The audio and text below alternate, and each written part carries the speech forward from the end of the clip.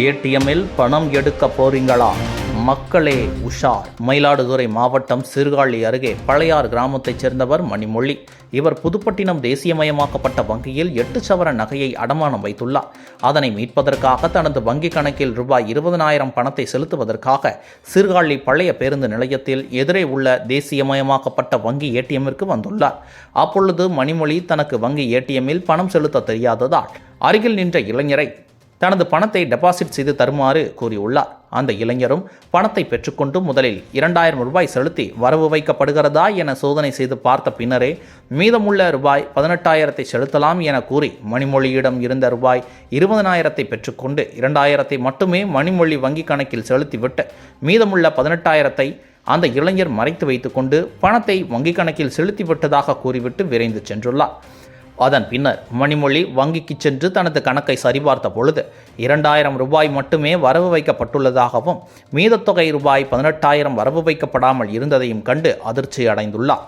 இது குறித்து சீர்காழி போலீசில் மணிமொழி புகார் அளித்தார். இதேபோல கீழாநல்லூர் கிராமத்தைச் சேர்ந்த அமுதா என்பவர் தனது கணக்கில் இருந்து பணத்தை எடுப்பதற்காக ஏடிஎம்முக்கு வந்துள்ளார். அப்பொழுது அதே இளைஞர் அங்கு முகத்தில் மாஸ்க் அணிந்து கொண்டு நின்று கொண்டிருந்தார். அப்போது அவர் பணத்தை எடுத்து தருவதாக கூறியுள்ளார்.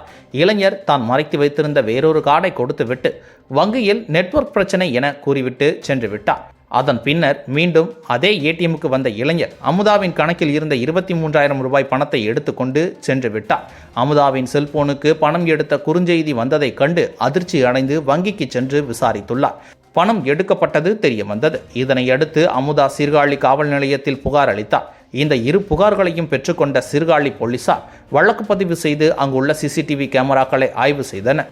அதன் பேரில் போலீசார் விசாரணை செய்ததில் திருமுல்லைவாசல் மீனவ கிராமத்தைச் சேர்ந்த ராமதாஸ் மகன் இனியன் என்பது விசாரணையில் தெரிய வந்ததை அடுத்து போலீசார் இனியனை கைது செய்து சிறையில் அடைத்தனர். இனியன் மீது சீர்காழி, திருவெண்காடு, வைத்தீஸ்வரன் கோவில், புதுப்பட்டினம் உள்ளிட்ட தாலுகா முழுவதும் ஏடிஎம் பணம் திருடியதாக அனைத்து காவல் நிலையத்திலும் வழக்கு பதிவு உள்ளதாக போலீசார் தெரிவித்தனர்.